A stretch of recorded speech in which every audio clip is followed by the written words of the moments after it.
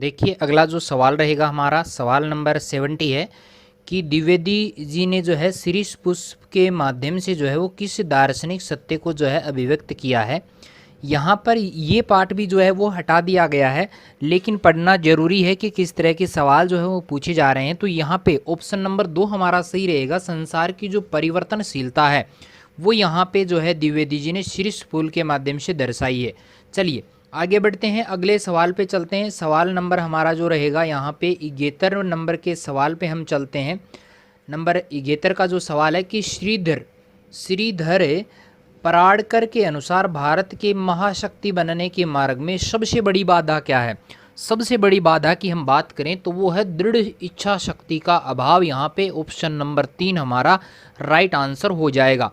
अगला सवाल है कि गाय करुणा की कविता है, गोरा पाठ के अनुसार ये कथन किसका है। ये कक्षा 9th वाली बुक में से आया है, ये पाठ भी हटा दिया गया है। तो यहाँ पे ऑप्शन इसका जो है वो महात्मा गांधी जो है वो सही उत्तर रहेगा, ऑप्शन नंबर 4। चलिए 73वां सवाल है कि मानस का हंस नामक उपन्यास किसके जीवन पर आधारित है। मानस का हंस जो उपन्यास है वो है गोस्वामी तुलसीदास जी के जीवन पर आधारित। चलिए सवाल नंबर 74 है कि इंद्र जिम भम जम्ब पर बाड़ब जू अम्ब पर काव्य पंक्ति की रचनाकार कौन है। जिस प्रकार इंद्र जो है इंद्र का जम्भेश्वर पर और जो है बाड़वा नल जंगल में लगने वाली आग के बारे में यहाँ पे बताया है। तो यहाँ पे सही उत्तर जो रहेगा वो कवि भूषण रहेगा, ऑप्शन नंबर 3 हमारा सही उत्तर हो जाएगा। चलिए 75 नंबर का सवाल है कि आत्म परिचय कविता के माध्यम से कवि क्या संदेश देना चाहता है। मैं फिर से आपको बता दूं कि हमारे यहाँ ये 2018 का जो मैं यहाँ पे मॉडल पेपर करवा रहा हूँ, जो परीक्षा में पेपर आया उसको मैं करवा रहा हूँ, उसका अपना उद्देश्य यही है कि परीक्षा में पेपर कैसा आता है, प्रश्न कैसे पूछे जाते हैं, हमारा उद्देश्य यही है। ना कि आपको इन सवालों को रटाना हमारा उद्देश्य नहीं है। मेरा मेन जो उद्देश्य है वो ये है कि आपकी समझ में आ जाए कि किस तरह के सवाल जो है वो यहाँ पर आते हैं और हमें उनका जवाब जो है वो कैसे देना है, वो सारी बातें यहाँ पे बताई जा रही हैं। तो आत्म परिचय कविता आत्म परिचय नामक पाठ कक्षा 12 की पुस्तिका में दिया हुआ है। तो इसका सही उत्तर जो हो जाएगा वो हो जाएगा सुख दुख दोनों में मस्त भाव से रहना। इस पाठ में मुख्य रूप से बताया गया है। 76वें नंबर का सवाल है कि मेरा नया बचपन कविता की रचना किसने की है। तो मेरा नया बचपन कविता की जो रचना करने वाले हैं वो है सुभद्रा कुमारी चौहान, ऑप्शन नंबर 4 हमारा सही उत्तर हो जाएगा। चलिए प्रश्न नंबर 77 पे चलते हैं। 77 का जो क्वेश्चन रहेगा कि जैनेन्द्र कृत बाजार दर्शन जो पाठ है उसमें किस बात पर बल दिया गया है। तो बाजार दर्शन पाठ में जो है वो दिया गया है लूट खसोट की जो प्रवृत्ति है उसको रोकने पे बल दिया गया है। 78वें नंबर का सवाल है कि शिष्टाचार सभ्यता व तहजीब के नाम पर फैल रहे आडंबर खोखलेपन और दिखावटीपन को व्यक्त करने वाली रचना इनमें से कौन सी है। तो 78 का जो उत्तर हो जाएगा वो हो जाएगा तौलिया। ये पार्ट भी हटा दिया गया है, लेकिन अन्य जो पार्ट जोड़े गए हैं उनमें से इस तरह के सवाल पूछे जा सकते हैं। हमारा 79। अब यहाँ पे ये प्रश्न जो है अपने लिए मोस्ट इंपॉर्टेंट रहेंगे। अब आगे जो भी क्वेश्चंस आएंगे वो सारे अपने लिए मोस्ट इंपॉर्टेंट हैं, क्योंकि ये अपने जो नया सिलेबस जो जारी हुआ है उसमें ये सारे सम्मिलित हैं। तो देखिएगा लक्षणा शब्द शक्ति के संबंध में कौन सा कथन सही नहीं है। लक्षणा शब्द शक्ति की बात की गई है, कौन सा कथन जो है वो सही नहीं है। पहला ऑप्शन है कि इसमें वाच्यार्थ के बाधित होने पर अन्य अर्थ ग्रहण किए जाते हैं, बिल्कुल राइट बात है। अगला है कि ये अन्य अर्थ रूढ़ि या प्रयोजन के आधार पर आधारित होता है, बिल्कुल ये भी सही बात है। अगला है कि इस अन्य अर्थ का वाच्यार्थ से कोई संबंध नहीं होता, ये गलत बात है। अगला है रूढ़ि लक्षणा और प्रयोजनवती लक्षणा इसके मुख्य भेद हैं, ये बिल्कुल सही है। तो ऑप्शन नंबर 3 हमारा यहाँ पे उत्तर हो जाएगा। चलिए 80 नंबर का सवाल है कि इनमें से किस आचार्य ने रीति को गुण आधारित माना है। रीति को गुण आधारित मानने वाले कौन है। तो देखो यहाँ पर है वामन। कौन है? आचार्य वामन जो है वो रीति को गुण पर आधारित मानते हैं। 81वें नंबर का सवाल है कि कौन सा कथन असत्य है, गलत है। गलत कथन बताना है आपको। पहला है कि वैदर्भी रीति में समास नहीं होते अथवा अत्यल्प और छोटे होते हैं, बिल्कुल सही बात है। अगला है माधुर्य गुण में ट ठे ड ढ से बने शब्दों का प्रयोग अधिक होता है, बिल्कुल गलत बात है। जिसके चित्त में उदित होते ही अर्थ स्पष्ट हो जाए उसे प्रसाद गुण कहते हैं, बिल्कुल सही बात है। प्रसाद गुण ही कहते हैं, अर्थ तुरंत समझ में आ जाए। अगला है कि ओज गुण का संबंध वीर तथा रौद्र रसों से होता है, बिल्कुल सही बात है, ओज का संबंध इससे होता है। तो ऑप्शन नंबर 2 हमारा यहाँ पे सही उत्तर हो जाएगा। चलिए आगे बढ़ते हैं।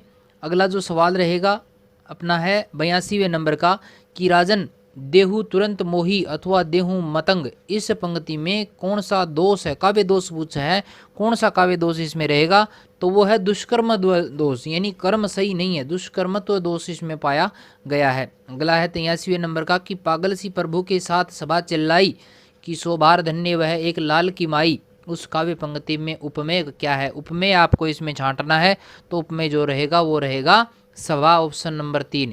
देखो पागल सी प्रभु के साथ सभा चिल्लाई, तो सभा जो है वो यहाँ पर उपमेय है ना कि उपमान है। चलिए सवाल नंबर 84 है कि सून भीति पर चित्र रंग नहीं तनु बिनु लिखा चितेरे, चितेरे चित्रकार को कहते हैं, उक्त काव्य पंक्ति में इनमें से कौन सा अलंकार है, तो काव्य पंक्ति में कौन सा अलंकार है भाई, ऑप्शन नंबर जो है यहाँ पे रहेगा विभावना अलंकार, ऑप्शन नंबर 2 हमारा राइट उत्तर हो जाएगा। चलिए 85, देखो सारे अलंकार वगैरह सबको करवाऊंगा, सेकंड ग्रेड का पूरा सिलेबस में यहाँ पे कराऊंगा, पर्याप्त टाइम हमारे पास में है, तो दिक्कत की बात ही नहीं है, आराम से करा दूंगा, कोई दिक्कतें दिन नहीं होगी आपको। तो 85वें नंबर का सवाल है कि इनमें से किस विकल्प में अलंकार और तत्संबंधी उदाहरण सुमेलित नहीं है, अलंकार और उससे संबंधित उदाहरण सही नहीं है, वो आपको इसमें से बताना है। तो देखो श्लेष कि जलने को ही स्नेह बना, उठने को ही वाष्प बना, बिल्कुल सही बात है, जलना उठना, ये यहाँ पे जो है दो अर्थ दे रहे हैं। अगला है स्नेह, इसका भी 2 अर्थ है, वाष्प भी 2 अर्थ रहेगा। रूपक का देखिए अंबर पन घट में डुबो रही तारा घट उषा नागरी, रूपक अंबर रूपी पन घट में तारा रूपी घट, रूपक अलंकार है, बिल्कुल सही रहेगा ये भी। भ्रांतिमान में देखिए कहीं से प्रेम एक एक ही पाही राम लखन सखी होए कि नाही, यहाँ पर ये जो है भ्रम उत्पन्न नहीं कर रहा भाई, भ्रम उत्पन्न यहाँ पे ये नहीं कर रहा है, तो ये वाला गलत रहेगा, भ्रम उत्पन्न नहीं करना, भ्रांतिमान भ्रम उत्पन्न करने वाले में होता है। अगला है उत्प्रेक्षा तो फिरत विपिन नरप देखी बराहु जनु बनु, देखो जनु मनु जनहु जनु, ये उत्प्रेक्षा में होता है, बिना सोचे समझे सही है, तो ऑप्शन नंबर 3 हमारा सही उत्तर हो जाएगा। अगला सवाल रहेगा कि सोरठा छंद के विषय में इनमें से कौन सा कथन सही नहीं है, सोरठा छंद के बारे में कौन सा सही नहीं है वो आपको बताना है। देखो ये मात्रिक विषम छंद है, ये वाला ही गलत आ गया, इसमें 11-13 पर यति होती, बिल्कुल सही बात है। विषम चरणों में तुक मिलती, ये भी सही है। ये दोहे का उल्टा होता है, ये भी सही है, दोहे का उल्टा ही होता है सोरठा, तो ऑप्शन नंबर 1 हमारा सही उत्तर इसमें हो जाएगा।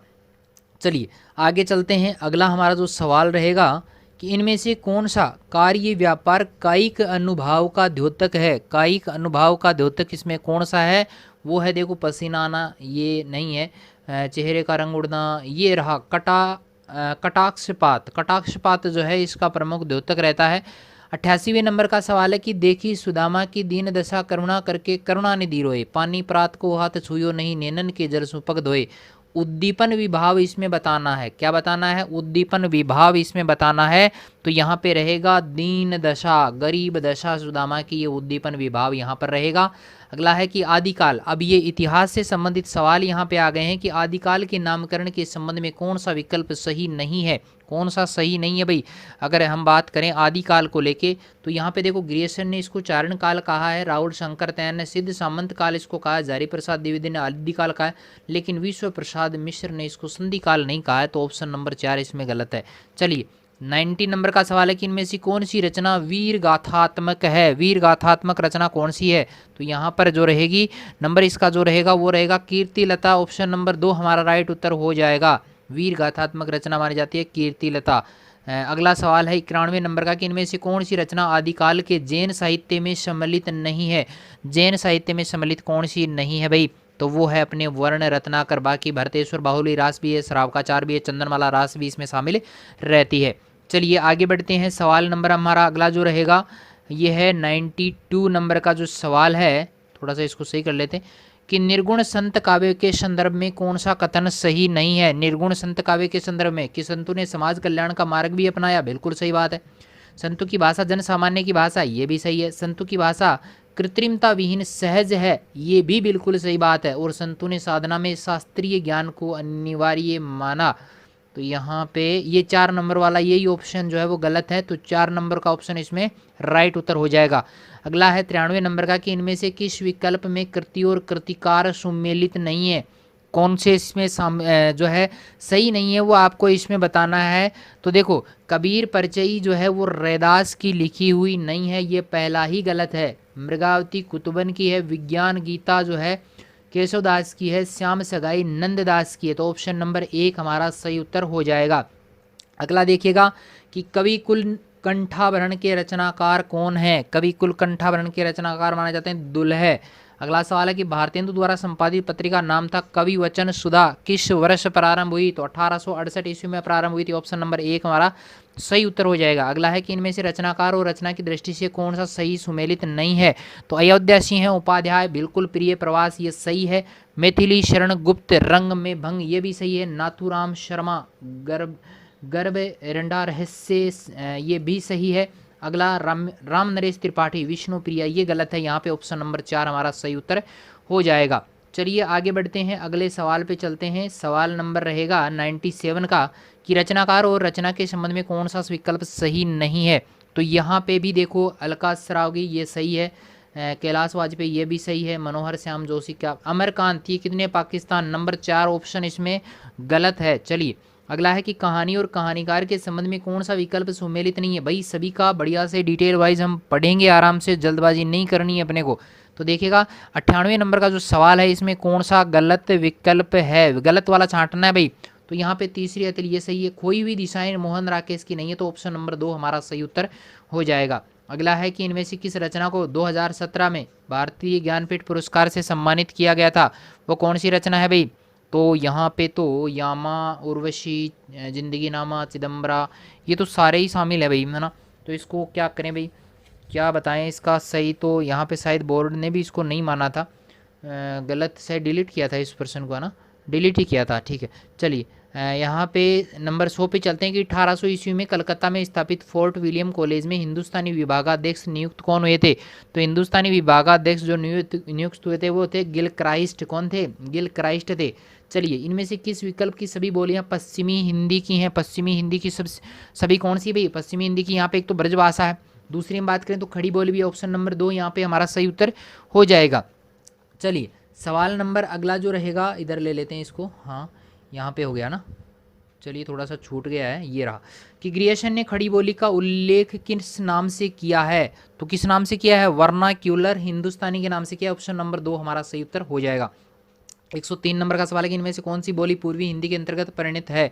पूर्वी हिंदी के अंतर्गत कौन सी मानी जाती है। तो वो है बांगरू। कौन सी है, ऑप्शन नंबर 4 हमारा सही उत्तर हो जाएगा। अगला है कि सैगुन ही अगुन ही नहीं कछु भेदा, गाव ही मुनि पुराण बुद्ध भेदा। बालकांड में रामचरितमानस में ये कथन किसका है। बालकांड, मैंने यहाँ पे अपने यूट्यूब चैनल पे पूरा बालकांड करवा रखा है, बढ़िया से उसको जो है वो आप तैयार कर सकते हैं।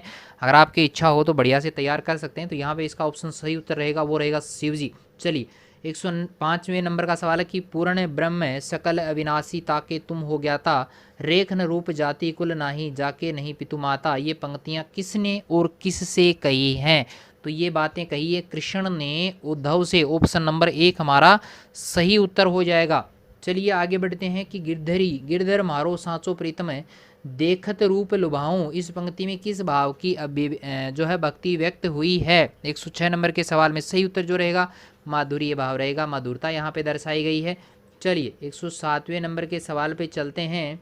तो 107वें नंबर का सवाल है कि अजो तरियो ना ही रहो श्रुति सेवत एक रंग नाक बास बेसरी लयो। तो इसका अभी प्रेत अर्थ आपको बताना है, सही अर्थ इसका जो बताना है आपको। तो यहाँ पे रहेगा सत्संग का महत्व यहाँ पे बताया गया है। ऑप्शन नंबर 4 हमारा सही उत्तर हो जाएगा।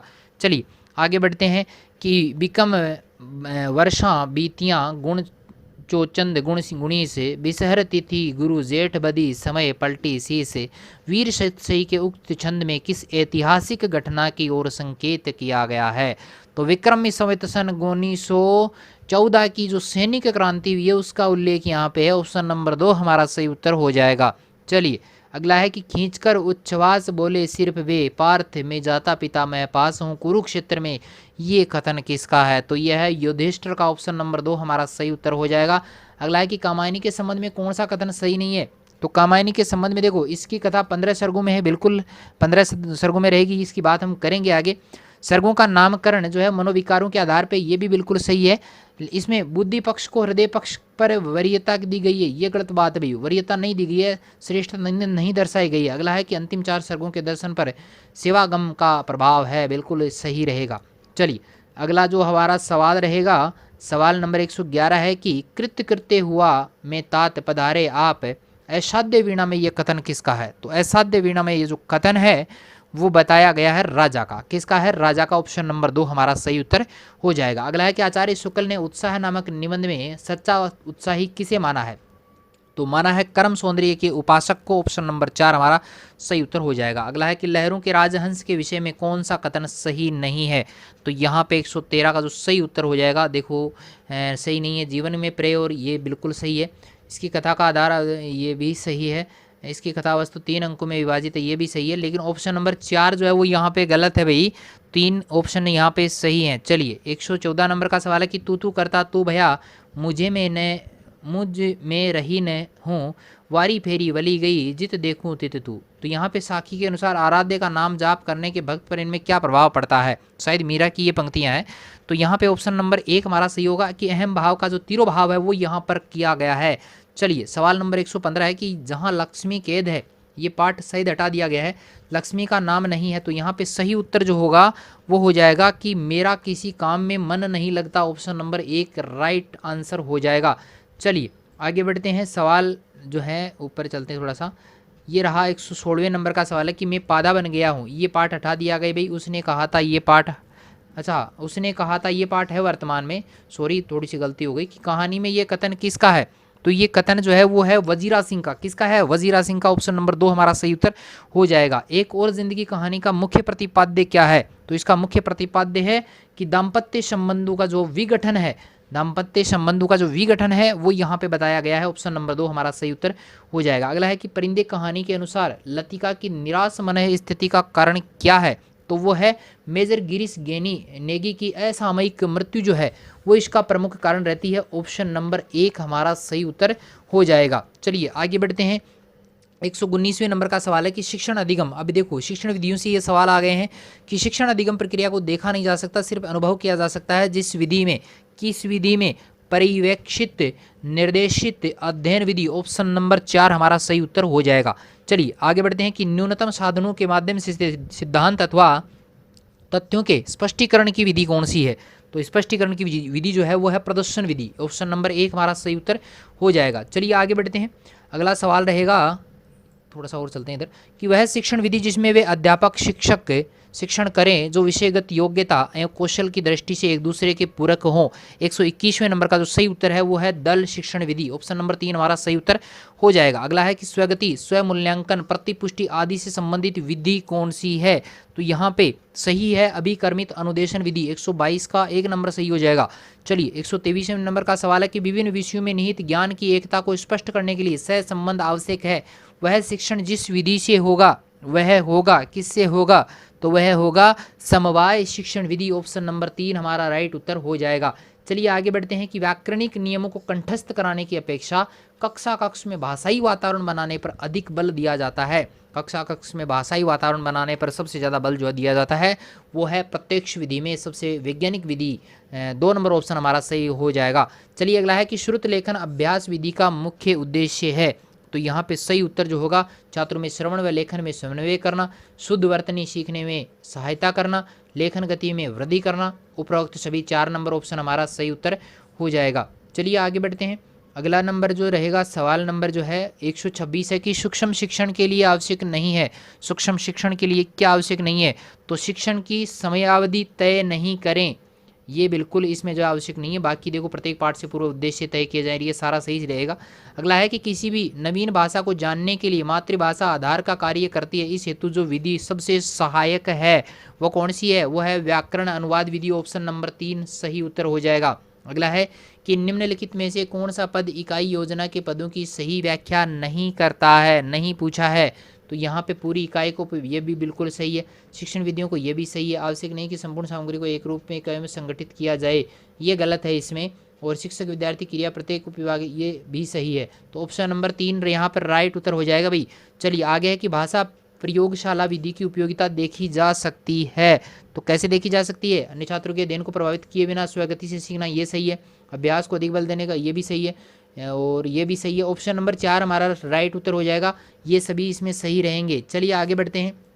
सवाल नंबर 130 है कि वाक्य रचना व शब्दों के उचित प्रयोग का अभ्यास किया जाता है। किस में किया जाता है? तो ये किया जाता है फ्लैश कार्ड द्वारा। ऑप्शन नंबर 2 हमारा सही उत्तर हो जाएगा। 131वें नंबर का सवाल है कि दृश्य श्रव्य उपकरणों के माध्यम से कौन सा कथन सही नहीं है, संबंध में कौन सा कथन सही नहीं है? तो ऑप्शन नंबर जो है यहाँ पे ये पहला सही है, ये भी सही है। तो 3 नंबर का कि शिक्षक का स्थान ले सकते हैं, तीसरा ऑप्शन इसमें राइट उत्तर हो जाएगा।